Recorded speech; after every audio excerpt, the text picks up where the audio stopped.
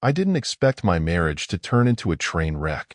Sarah and I have been together for 12 years, and while things weren't perfect, they were predictable. Life was easy, comfortable, until a few weeks ago, when everything started feeling off. It was the little things at first. Sarah's phone was suddenly glued to her hand. She used to leave it lying around, but now she carries it everywhere, even to the bathroom. I brushed it off as paranoia on my part. But then, she started going out more. Errands that took hours, late nights with friends I'd never met, and vague explanations that didn't add up.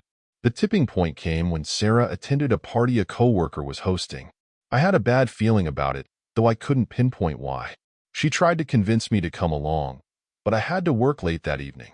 When she left, I noticed she'd spent an unusual amount of time getting ready, putting on her favorite red dress and heels, the same dress she wore on our first anniversary. It stung seeing her look so stunning when I wouldn't be there to admire it. But I let her go, convincing myself I was being overbearing. That night, I came home earlier than expected, hoping to surprise her. But when I pulled into the driveway, the house was dark. She wasn't back yet. I checked the time. It was past midnight. That wasn't like her. When she finally came in around 1 a.m., her lipstick was smudged, and her perfume hung in the air like a guilty secret. I asked how the party was, and her response was way too casual. Oh, the usual. Drinks, laughs, small talk. Then she dodged to the bathroom, shutting the door quickly behind her. That was when my gut started screaming at me. Something wasn't right. Over the next week, I couldn't shake the unease. Sarah had become distant, her laughter hollow, her touches few and far between. I decided to check in with her coworker who hosted the party, Brent, a guy I'd met a few times. When I casually mentioned the night and asked how things went, Brent looked at me like I'd grown 2 heads. Sarah left early, he said. She wasn't feeling well. I think she caught a ride with someone. Thought you picked her up? I plastered on a fake smile, thanked him for the info, and walked away, my heart pounding. She hadn't come home early, and I certainly hadn't picked her up. I started digging. It wasn't hard to find what I was looking for. Sarah's phone had a passcode, but she was careless when unlocking it. One morning, while she was showering, I took my chance. My hands were shaking as I scrolled through her messages. That's when I saw it, a string of texts with a name I didn't recognize. Mike, work. Harmless on the surface, but the emojis, late-night timestamps, and inside jokes were far from innocent. The final nail in the coffin? A selfie she'd sent, wearing the same red dress from the party. The caption read, "Still your favorite?" I wanted to scream, punch something, throw the phone across the room. Instead, I copied the texts and sent them to my email. Proof. Cold, undeniable proof of her betrayal. My next move was to confront her, or so I thought. I couldn't bring myself to do it yet. I needed to know everything. How long it had been going on. If it had gone beyond flirty texts. If Mike had been the one to pick her up from the party.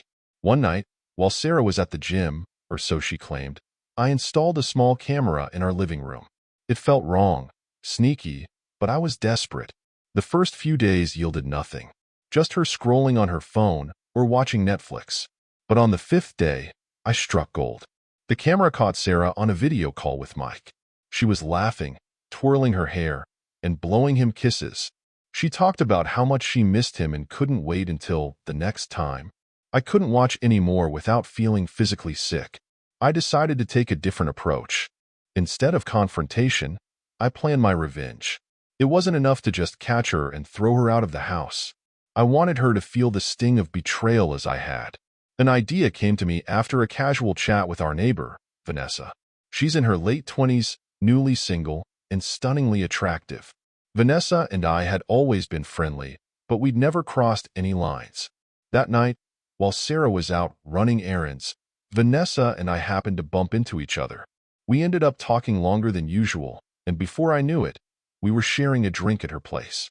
I won't lie, it felt good to be noticed again. To have someone laugh at my jokes, compliment me, and genuinely seem interested. I wasn't planning anything beyond friendship, but a seed had been planted. Sarah had no idea the storm brewing beneath her own roof. In the meantime, I kept playing the dutiful husband. I cooked dinner, asked about her day, and even rubbed her shoulders when she said she was stressed. All the while, I felt like I was living with a stranger. The woman I thought I knew had been replaced by someone cold, calculating, and deceitful. One night, Sarah came home with a look of guilt plastered on her face. She tried to act normal, but I could see through her act. She kissed my cheek, then retreated to the bedroom. I followed, asking her how her evening went. "Good," she replied, avoiding my gaze. "Just boring work stuff." I smiled and nodded, even though I knew she wasn't at work. The camera in the living room had caught her earlier, sprawled on the couch, giggling on another call with Mike. For now, I bide my time. I want her to think she's safe, that her lies are airtight. But soon, the tables will turn. And when they do, she'll walk into a scene that will shatter her world, just as she shattered mine. Once I uncovered Sarah's affair, every interaction with her became a charade. I played my part perfectly, hiding my fury behind a mask of indifference. She probably thought I was clueless, a husband too trusting, or maybe too stupid to notice what was right in front of me. If only she knew the storm she'd set in motion. Despite my seething anger, I couldn't shake the memories of the woman she used to be. There were nights when I'd lie awake, staring at the ceiling, wondering what went wrong. Was it my fault? Had I failed her somehow? But every time I started down that path, I'd think about her texts to Mike, her laughter on those video calls, and the red dress. It wasn't me. It was her. Still, I needed to know more. I needed to be sure. Revenge isn't satisfying without certainty. I started watching her more closely, paying attention to every detail. Her excuses were becoming bolder and sloppier. "I have a meeting that might run late," she'd say, but I'd notice she wasn't wearing her usual work clothes. Just grabbing coffee with an old friend. But then she'd disappear for hours, returning with the faint scent of cologne that wasn't mine. The camera in the living room was a treasure trove of evidence. Most nights, Sarah sat on the couch, her legs curled under her, laughing and chatting with Mike. Occasionally, she'd blow him a kiss or murmur something sickeningly sweet like, "Wish you were here." Watching her, I felt like a voyeur in my own life, as though I were spying on someone else's marriage. It wasn't mine anymore. It hadn't been for a long time. One night, while she was on one of her late-night video calls, I slipped into the garage.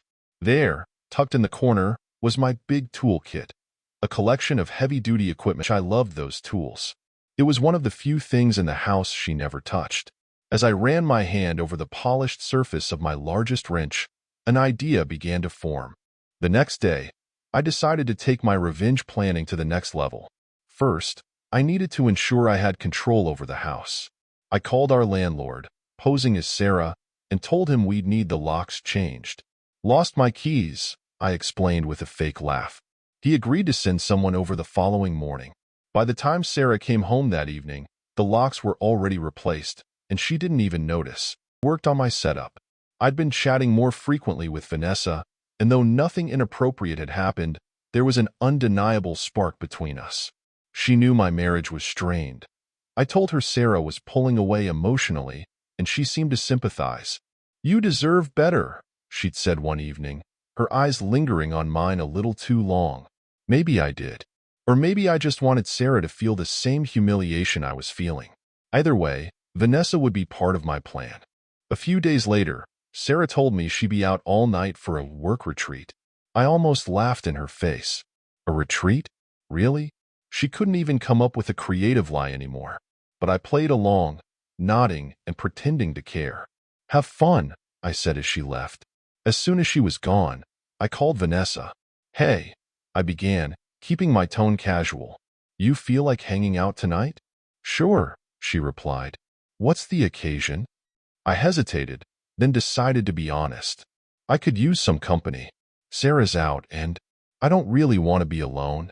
Vanessa didn't hesitate. "I'll be there in an hour." By the time Vanessa arrived, I had everything set. The living room was tidy, the camera angle adjusted, and my big tool, sitting conspicuously on the coffee table. Vanessa raised an eyebrow when she saw it, but didn't comment. We sat down with a couple of drinks, chatting about nothing in particular. I found myself relaxing in her company, laughing at her jokes and forgetting, if only for a moment, why I'd invited her over in the first place. But as the night wore on, I couldn't shake the nagging thought of Sarah and Mike, wherever they were, laughing and touching each other like we didn't exist. "Are you okay?" Vanessa asked, placing a hand on my knee. I looked at her, really looked at her, and for a moment, I forgot about Sarah entirely. Vanessa was kind, beautiful, and uncomplicated. She deserved better than being a pawn in my revenge scheme. But I wasn't ready to let go of my anger just yet. "I will be," I replied. Eventually. Around midnight, Vanessa decided to head home. I walked her to the door, and as she turned to say goodbye, I caught her gaze lingering on mine again. She hesitated, then leaned in, pressing a soft kiss to my cheek. It wasn't romantic, but it lingered just enough to leave me wondering. "I'll see you around," she said with a smile before disappearing into the night. As I locked the door behind her, I felt a strange mix of guilt and satisfaction. Vanessa was gone, but her presence lingered, filling the house with a warmth I hadn't felt in months. When Sarah came home the next morning, she looked exhausted but happy. I didn't ask her how her retreat went, and she didn't offer any details. Instead, she kissed my cheek, something she hadn't done in weeks, and went straight to the shower. As I watched her walk away, I felt the familiar sting of betrayal, but this time, it was tinged with something else: resolve. I'd laid the groundwork. The trap was set. All I needed now was the perfect moment to spring it. And when I did, Sarah would learn just how it feels to have her world come crashing down. Sarah's obliviousness was almost laughable. Over the next week, she floated through the house as though nothing was wrong, her usual excuses rolling off her tongue with effortless ease. Late meeting, gym night, grabbing drinks with friends. The lies came like clockwork. Every time she smiled at me, I felt a twinge of disgust at how easy it was for her to pretend. But that was fine. Let her bask in her delusion a little longer. I had everything ready: the timing, the evidence, and the piece de resistance. My revenge. The night of the showdown began like any other. Sarah claimed she was meeting Mike to help him plan a work project. She didn't even bother to cover her tracks anymore. I stayed silent, casually sipping a beer as she slipped out the door. It was almost too easy. Once she was gone, I grabbed my phone and sent Vanessa a quick text. "Hey, tonight's the night. You good to stop by?" Her reply was instant. "Absolutely. Be there in 30. I had to give it to Vanessa. She was more than willing to play her part. Over the past few days, we'd grown closer. What started as innocent chats turned into long conversations about life, dreams, and everything in between. I wasn't sure where things were going with her, but for now, she was helping me get through the mess my life had become. By the time Sarah got home later that evening, Vanessa and I were already settled in the living room. I'd purposely left the front door unlocked, knowing Sarah wouldn't knock. The stage was set. I'll never forget the look on her face when she walked in. Her eyes widened, her mouth falling open as she took in the sight before her. Me, sitting comfortably on the couch, Vanessa leaning close beside me, her hand resting casually on my thigh. The unmistakable glint of my massive wrench gleamed on the coffee table, a deliberate touch she couldn't miss. "What the hell is going on here?" Sarah spat, her voice a mix of shock and rage. I stayed calm, leaning back into the couch as I swirled the beer in my hand. "Oh, hey, you're home early. Didn't expect you back yet." Her eyes darted between us, her face flushing with anger. "Who is she?" Vanessa, ever the natural actress, stood and smiled sweetly. "I'm Vanessa, the neighbor. Tom's told me so much about you." She extended a hand, but Sarah ignored it, her fists clenched at her sides. "Tom," Sarah hissed, turning her full attention to me. "What is she doing here? And why the hell is there a wrench on the table?" "Oh, that?" I said, nodding toward the tool. "I was just showing Vanessa some of my projects. You know, since you're always too busy to care." Her jaw tightened. "Cut the crap. What's going on?" I stood, towering over her now, my voice finally losing its calm edge. "What's going on, Sarah, is that I'm done. I'm done pretending I don't know about you and Mike." The color drained from her face. "What? What are you talking about?" "Don't play dumb." I grabbed my phone from the table, scrolling to the folder filled with videos, screenshots, and texts I'd collected over the past month. I know everything. The texts, the calls, the nights you've been sneaking around. Hell, I've even got you two on camera from that night you were working late. Should I show you? Her mouth opened, but no words came out. For a moment, she looked utterly lost, like a child caught with their hand in the cookie jar. Then her face hardened. It's not what you think, she stammered. Mike and I, he's just a friend. I laughed, a bitter, hollow sound. A friend? You send all your friends selfies in lingerie, Sarah? You kiss all your friends in the middle of the night when you think I'm not watching? Don't insult me. Vanessa, sensing the tension, slipped out quietly. I gave her a grateful nod before turning my attention back to Sarah. I'm sorry, she whispered, her voice barely audible. It was a mistake. A mistake, I repeated, letting the word hang in the air. No, Sarah. A mistake is spilling coffee on the rug. You don't accidentally carry on an affair for months. She took a step toward me, tears welling in her eyes. I still love you, Tom. I do. Save it, I snapped. You love me? You didn't love me when you were sending Mike those texts. You didn't love me when you snuck him into our house while I was working late. You didn't love me when you threw away everything we built together for some cheap thrill. Her tears were flowing freely now, but I felt nothing. No pity, no sympathy. Just a cold, satisfying emptiness. I'll pack my things, she whispered, turning toward the bedroom. Oh, you don't need to worry about that, I said, pulling a small stack of papers from my pocket. I've already started the process. Here are the divorce papers. My lawyer will be in touch. Her head whipped around, eyes wide with disbelief. You're divorcing me? What did you expect, Sarah? I said, that I'd just forgive you? That we'd go back to normal? No. You made your choice, and now I'm making mine. For the first time in weeks, I felt a strange sense of peace. Watching Sarah crumble under the weight of her own lies was strangely cathartic. She left that night with a hastily packed bag, tears streaming down her face as she mumbled something about being sorry. But I didn't care. Her apologies meant nothing now. As the door slammed shut behind her, I sank onto the couch, exhaling deeply. The house was quiet, but it didn't feel empty.